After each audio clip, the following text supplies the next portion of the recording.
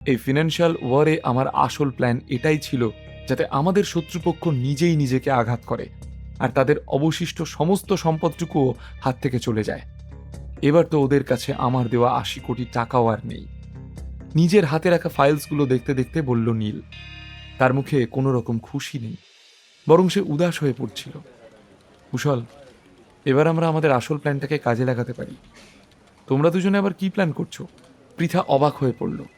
আমি নীলের সঙ্গে আগেই আলোচনা করে রেখেছি, আমরা এই শহরের সব থেকে বড় হোটেল খুলব আর সারা ভারতে 30% ক্যাটারিং ইন্ডাস্ট্রি এখানে নিয়ে আসব। এবার ভেবে নাও তাহলে সেই হোটেলটা কত বড় হবে। চওড়া হাসি নিয়ে কুশল বলল। পৃথা উত্তেজিত হয়ে বলল, আরে এটা তো দারুণ আইডিয়া নীল। তোমাকে কি এই কাজে আমি কোনো রকমভাবে সাহায্য করতে পারি? আর এখানে মাথা ঘামিয়ে কাজ নেই, এমনিতেও আমাদের অনেক লোকসান হয়েছে। তোমার, অর্জুন আর নিখিলের কোম্পানি রিকভার হতে বেশ কিছুটা সময় লাগবে, ধীরে ধীরে নীল বলল। নীলের কথা শুনে পৃথা আর বাকিরা সম্মতিসূচক মাথা নাড়ল। তাদের এই দড়ি টানাটানিতে এমনিতেই শহরের এমন অনেক কোম্পানি ছিল যারা প্রেশার নিতে পারেনি, আর সবকিছু সামলে ওঠার পরেও তাদেরকে কোম্পানির ঝাঁপ বন্ধ করে দিতে হয়েছিল। ৩ দিন পর একটা খবরে সারা শহরে চাঞ্চল্য তৈরি হলো।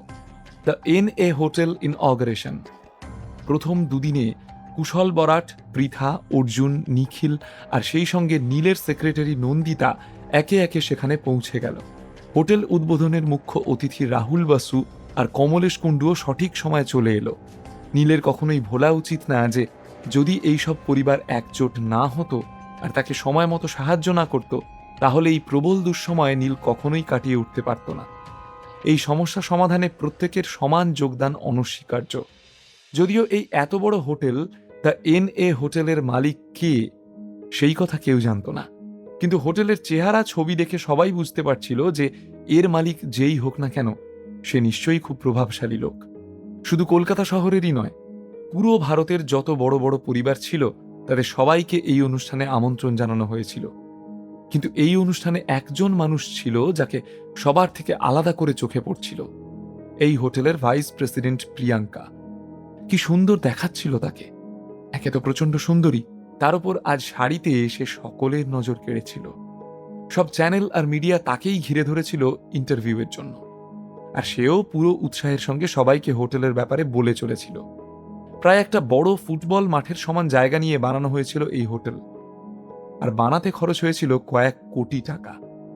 শুধুমাত্র একদিনের মধ্যেই দ্য NA হোটেল ভারতের দরবারে নিজের নাম করে ফেলেছিল। সেই সঙ্গে বেশ বেড়ে গিয়েছিল প্রিয়াঙ্কার সম্পত্তির পরিমাণও, আর সারা কলকাতা শহরে সে বেশ বিখ্যাত হয়ে উঠেছিল। প্রিয়াঙ্কার এই সাফল্য সেলিব্রেট করতেই আদ্রিতা ওর সঙ্গে বাপের বাড়ি চলে গেল। যাওয়ার আগে নীলকে টেক্সট করে দিল সে, ওকেও আসতে বলল আদ্রিতা। আরে আজকে প্রিয়াঙ্কাও এসেছে দেখছি, এসো ভেতরে এসো। চিত্রা খুবই ভালো করেই তাকে ভেতরে নিয়ে এলো। আমি তো ভাবতেই পারিনি যে তুমি এত বড় হোটেলের এত ভালো পদ পাবে। কি ভালো ব্যাপার, যদি তোমার কোনো রকম কোথাও যোগাযোগ তৈরি হয় তাহলে আদ্রিতাকে জানাতে ভুলো না যেন। চিত্রা হাসতে হাসতে বলল, কাকিমা প্লিজ আমাকে এই সমস্ত বলে লজ্জা দিও না, আমি তো শুধু অন্য কারো আন্ডারে নিজের কাজ করি মাত্র। একটু হেসে বলল প্রিয়াঙ্কা। আরে সেটাও কি কোনো কম কথা নাকি? চিত্রা খুশি হয়ে বলল। সেই সময় হঠাৎ প্রিয়াঙ্কার কাঁধে নিজের হাত রেখে আদ্রিতা জিজ্ঞেস করল, আমাকে সত্যি সত্যি বলতো, এত বড় হোটেলের মালিকের সঙ্গে তোর আলাপ কবে হলো, আর কিভাবে হলো, কে দেখা করালো তোকে? আদ্রিতা প্রিয়াঙ্কার ফ্যামিলি ব্যাকগ্রাউন্ড খুব ভালো করেই জানত। হঠাৎ শহরে এত বড় হোটেল তৈরি হওয়া, এত বড় বড় গেস্টদের আসা, আর প্রিয়াঙ্কার সেখানে ভাইস প্রেসিডেন্ট হওয়া, এই সমস্তই যেন আদ্রিতার কাছে খুব অদ্ভুত ঠেকছিল। শুধুই কি কাকতালীয়? মানে ধুর, কি যে বলিস, আমার বসের মনে হয়েছে যে আমি কাজটা ভালো করে করতে পারবো, আর তাই সে আমাকে একটা সুযোগ দিয়েছে। প্রিয়াঙ্কার চোখে ভয় উঁকি দিচ্ছিল। নীলকে না জানিয়ে প্রিয়াঙ্কা কি করে নীলের আসল পরিচয় আদ্রিতাকে জানাতে পারত?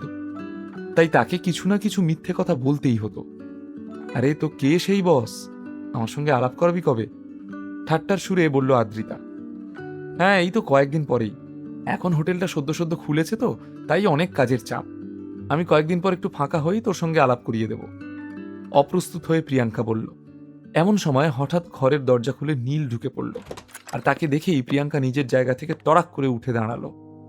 নীলের সঙ্গে তার চোখাচোখি হতেই যেন মাথা নামিয়ে জেস্চার করছিল সে। তুমি এসে পড়েছ? আদ্রিতা হেসে বলল। ও নীল আর প্রিয়াঙ্কার চাহনি লক্ষ্য করেনি। হ্যাঁ, নীল মাথা নেড়ে বলল আদ্রিতাকে। তারপর প্রিয়াঙ্কার দিকে তাকিয়ে বলল, প্রিয়াঙ্কা কখন এসেছে? তাহলে তোমরা দুজনে এখন কথা বলো। আমার খুব ক্লান্ত লাগছে, ওপরে কি একটু রেস্ট নেব। প্রিয়াঙ্কা যখন দেখলো নীল উপরে যাচ্ছে, সে হাঁপ ছেড়ে বাঁচল। যাক বাবা, বসের সামনে বসে অমন আড্ডা মারা যায় নাকি? কিন্তু চিত্রার মুখ বাংলার 5 হয়ে গেল। আমিও যে একটা মানুষ, আমিও যে এখানে বসে আছি, ও দেখতে পেল না? চোখের মাথা কি পুরোপুরি খেয়েছে নাকি? ঠিক আছে, আমাকে সম্মান করো না, কোনো ব্যাপার না, কিন্তু বাড়িতে একজন অতিথি এসেছে, সে কি খাবে না খাবে ভদ্রতার খাতিরে এটুকু তো জিজ্ঞেস করতে পারতো। অকারণ গজগজ করতে থাকলো চিত্রা। আরে কাকিমা, ব্যস্ত হওয়ার কোনো দরকার নেই, আমার একদমই খিদে পায়নি। প্রিয়াঙ্কার ভেতরে তখন ছেড়ে দে মা কেঁদে বাঁচি অবস্থা। আর এদিকে চিত্রার বুদ্ধিরও প্রশংসা করতেই হয়। প্রিয়াঙ্কার ঘাড়ে বন্দুক রেখে চালাতে এসে দুবার ভাবলো না। আচ্ছা, তুমি যখন বলছো, তাহলে তোমার এই কাকিমা তোমাকে অন্ততপক্ষে জল মিষ্টি তো খাওয়াতেই পারে। চিত্রা তাড়াতাড়ি রান্নাঘরের দিকে চলে গেল। এখন যেহেতু প্রিয়াঙ্কা এত বড় হোটেলে চাকরি পেয়েছিল, তাও এত বড় পজিশনে, কাজে চিত্রাকে তো তার ঠিকঠাক খাতির করতেই হতো। বলা তো যায় না কখন প্রিয়াঙ্কাকে কোন কাজে লেগে যায়। উপরের ঘরে পৌঁছেই নীল ক্লান্ত ঘোড়ার মতো বিছানায় এলিয়ে পড়ল।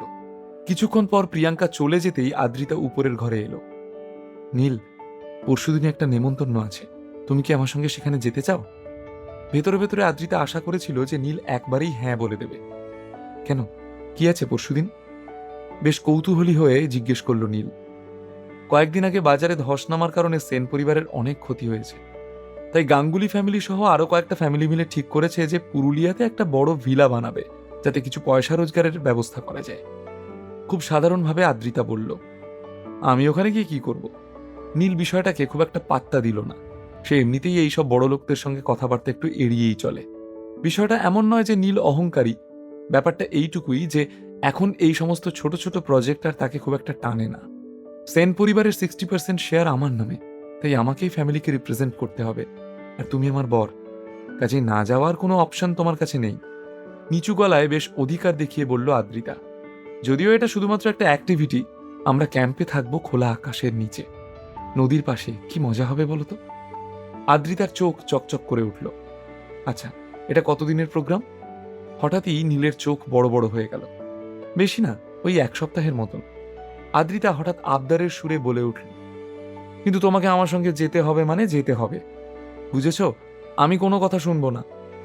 আচ্ছা বাবা, ঠিক আছে, কিন্তু আমাদের যাওয়া কবে? কালকে। কথাটা বলার পর আদ্রিতা হঠাৎ নীলের জামার দিকে তাকালো। তুমি কি নিজের জামা কাপড়টা পাল্টাবে? এখন তো তোমার কাছে পয়সা আছে, টাকার কোনো অভাব নেই, তাহলে তুমি এইরকম পুরনো জামা কাপড় পরে ঘুরে বেড়াও কেন? এটা তো একটা ক্যাম্পিং ট্রিপ, তাই তো? তুমি কি চাও আমি এর জন্য নতুন নতুন জামা কাপড় কিনে নিয়ে যাই? নীল মাথা চুলকে বলল, ছাড়ো, বাদ দাও, তুমি শুধু আমার সাথে সাথে থেকো, তাহলেই হবে। আর কোনো কিছুর উপর মন দেওয়ার কোনো দরকার নেই। ঠিক আছে, আমি তাহলে তোমার বডিগার্ড হয়ে যাই, কেমন? হাতে চা কফি নিয়ে তোমার পেছন পেছন ঘুরে বেড়াবো। নীল হেসে বলল আদ্রিতাকে, কিন্তু মুহূর্তের মধ্যে আদ্রিতার মুখ রাগে লাল হয়ে গেল। নীল বুঝতেও পারল না যে ও কি ভুল করেছে। এই ক্যাম্পিং ট্রিপে কি ঘটতে চলেছে? সেখানে আবার কোনো বড় ঝামেলায় পড়ে যাবে না তো নীল? কে কে আসবে ওখানে? সবাই কি নীলকে আবার অপমান করবে? সেখানে রায়চৌধুরী পরিবারের কেউ আসবে না তো, যে নীলের আসল সত্যিটা আদ্রিতার সামনে তুলে ধরবে? তাহলে কি আবার আদ্রিতা জেনে যাবে নীলের আসল সত্যি? বিনামূল্যে গল্প শুনতে নিচের ইনস্টল বাটনে ক্লিক করুন এবং পকেট এফএম ডাউনলোড করুন। লিঙ্কটি রয়েছে ডেসক্রিপশনে।